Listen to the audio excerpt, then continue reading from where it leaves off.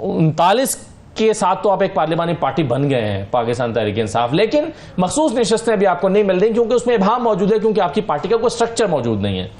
बिस्मिल्लाहिर्रहमानिर्रहीम, या का नाबुदो व या का नस्ताइन। देखें, अभी तो आज उन्होंने ये रिकग्नाइज़ कर लिया कि पाकिस्तान तहरीक इंसाफ एक पार्लिमानी पार्टी है, ठीक है।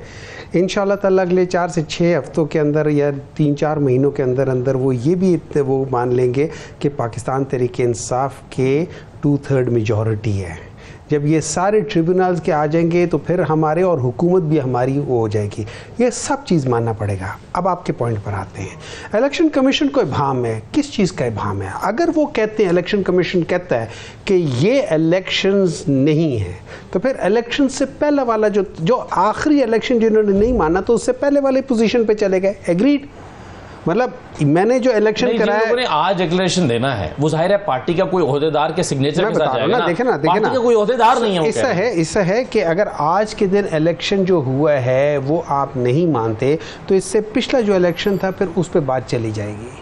उससे पिछला अगर वो नहीं मानते तो उससे पिछले इलेक्शन पे बात चली जाएगी। अगर वो नहीं मानते उससे पिछले इलेक्शन पे चली जाएगी। तो चूंकि अगर ये लोग स्टार्ट करते हैं कि इन्होंने जो हमारा जून में हुआ था, 22 जून को 2022 में जो इलेक्शन हुआ था, इन्होंने उसको मानने से इनकार कर दिया था, ठीक है। तो उस बेसिस के लिहाज से तो फिर हम ये देखते हैं कि कौन है। तो उससे पहले जो थे हमारे सेक्रेटरी जनरल असद उमर थे। ये इंटरप्रिटेशन आपने खुद से, मतलब ये मेरा अंदाजा है, मैं खुद से कर रहा हूँ। देखिए ना, फिर वही होगा ना, फिर वही होगा। मतलब अगर आप ये नहीं मानते तो फिर जो पुरानी वाली चीज़ होती थी वो स्टैंड हो जाती है।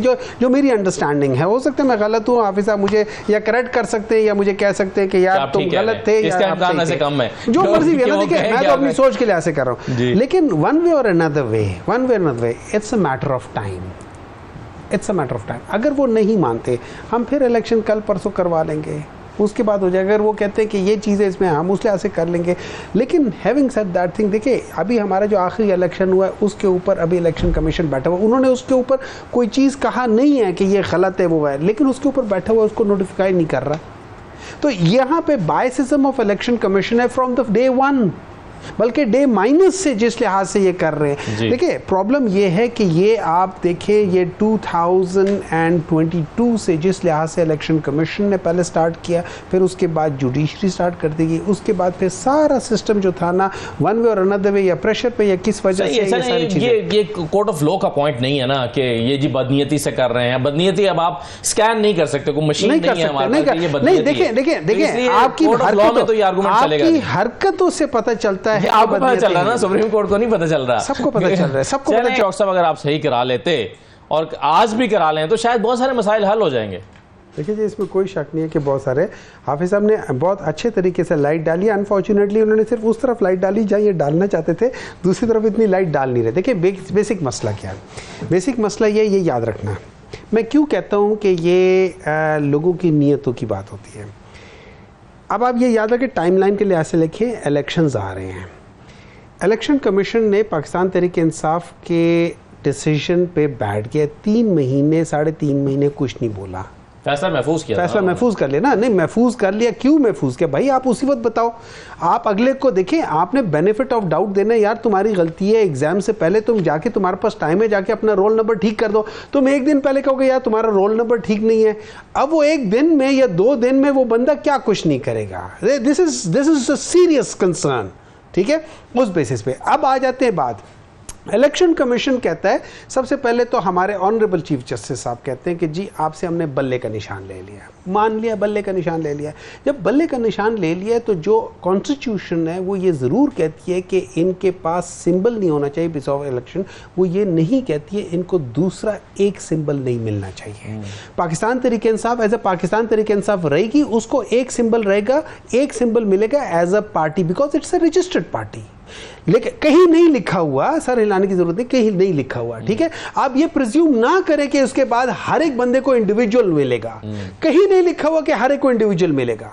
तो मैं ये प्रिज्यूम करूंगा कि पॉलिटिकल पार्टी अगर एग्जिस्ट करती है, रजिस्टर्ड है, एग्जिस्ट करती है, सिर्फ निशान किया है, तो आप टेम्पररी निशान दे दोगे उसे। टेम्पररी निशान भी बड़ी चीज होती है। मेरा अपना निशान जो मेरी शिनाख्त है आप हटा दो, उसकी बजाय टेम्पररी निशान दे दो, वो प्रॉब्लम है। वो भी मान लिया कि आप लोगों की हम बात मान लेते हैं, हमें मुख्तलिफ निशान मिल गए जी। अब हमें उस मुख्तलिफ निशानों पे जीत गए, ठीक है। अब आप हमें, आपने किया क्या हमारे साथ ज्यादती? आपने ये अनाउंस कर दिया है कि ये सारे लोग इंडिपेंडेंट लड़ेंगे, और ये मैंने आपने नहीं किया। ये इलेक्शन कमीशन जो कि आईनी इदारा है, जिनका काम तन्ख्वाह ये इस बात की लेते हैं कि इलेक्शन कराएं, कमीशन ने नहीं किया। ये इलेक्शन कमीशन नहीं किया था कि इंडिपेंडेंट, उन्होंने किया था। कुछ लोगों को नोटिस भी भेजे थे कि आप अपने साथ जो है पोस्टर पे पीटे नहीं लगा सकते रिटर्निंग ऑफिसर। नहीं, वो एक ही बात है ना, रिटर्निंग ऑफिसर और इलेक्शन कमीशन के ऑफिसर्स होते हैं ना। 57-58 के तहत जाते हैं तो उनके किसी ऑर्डर को भी आप हाई कोर्ट के ट्रिब्यूनल सर, लेकिन वो लेकिन वो तो इलेक्शन सर आपने कहा ना, जो इलेक्शन था वो 2022 का इशू नहीं है, इलेक्शन पीटीआई का 2019 से इशू चल रहा है। नहीं 19 वाला नहीं था, 2022 की बात थी, उसकी बात थी, ठीक है। अच्छा, अब ये उन लोगों ने कर दिया। अब देखें, अब बेसिकली क्या हुआ है, जो मैं एक सादा लफ्जों में जो मुझे समझ आई है, सुप्रीम कोर्ट ने कहा है कि यार ये जो इलेक्शन कमीशन की इंटरप्रिटेशन सी गलत थी, और सब ने कहा है गलत थी, क्योंकि पाकिस्तान तहरीक इंसाफ थी, है, रहेगी, ठीक है।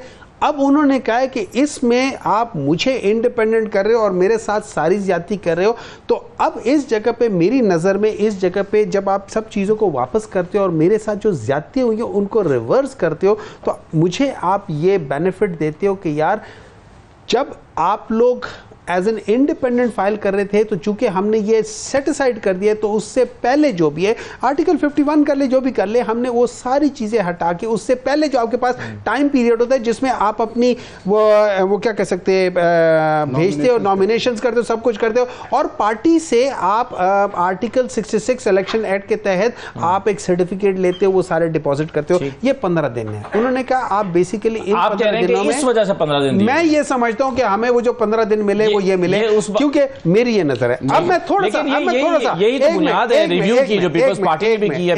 एक में हमारे चांडियो साहब ने बड़ी अच्छी बातें की हैं। उन्होंने हमें हर जगह पे रगड़ने की कोशिश की है। उन्होंने कहा कि हम देना चाहते थे इनको सीटें, ये देना नहीं चाहते थे, ये हमसे डाका मार के निकल गए थे। वो तो ये पकड़े गए हैं चौकी पे जाके, वहां पे लगा हुआ था एक वो चौकी लग पड़ी थी। ये भी तो कहा कि आप बातचीत ही नहीं करना चाहते कि अगर मैं बातचीत, ज़रदारी साहब के साथ बातचीत करके आप राजी कर लेते हैं। अगर मैं कि आपके साथ बातचीत नहीं करूंगा, आप मेरा बटुआ लेकर भाग जाएंगे, इसका ये मतलब है कि आप मुझे 2 बंदों को कहेंगे यार इधर हाथ पकड़ो और मेरा बटुआ लेकर भाग जाएंगे। आगे जाके नाके में पकड़े गए तो आप कहेंगे मैं तो बटुआ देना चाहता था, ये मेरे साथ बात नहीं कर रहा था। ये बेसिकली ये है। और एक और बात उन्होंने बहुत कुछ कहा है कि ये चीजें देखें, आप मैं ज्यादा बात नहीं करना चाहता, वो फिर खफा हो जाते हैं, लेकिन मैं ये जरूर कहूंगा कि कसूरी साहब का कल परसों एक इंटरव्यू आया था, वो जरा एक दफा इंटरव्यू पढ़ लें, सुन लें। ये याद रखें, कसूरी साहब वो हैं जिनके घर में रोटी कपड़ा और मकान का नारा वहां से स्टार्ट हुआ है, बकौल उनके। आप ये नहीं उन्होंने बताया, उन्होंने कहा था कि वो क्यों गए थे, वो ढाका क्यों गए थे, उन्होंने डेट भी बताई थी, एक चीज बताइए इन्हें कि एक दफा वो पढ़ ले, उसके बाद जो मर्जी। तो जाहिर है उनका तो एक मुकदमे, भुट्टो साहब के साथ एक मुकदमे का मामला भी है ना। करूं चांदियो साहब को एक रिक्वेस्ट कर, देखिए चांदियो साहब, मैं आपका बहुत कदर करता हूं, आप लोग बहुत मतलब एक ऐसी पॉलिटिकल पार्टी के साथ आप हैं कि जिसका डेमोक्रेसी के ऊपर बहुत बड़ा वो क्या कह सकते हैं एक मान है कि यार हम लोग बड़े डेमोक्रेटिक हैं।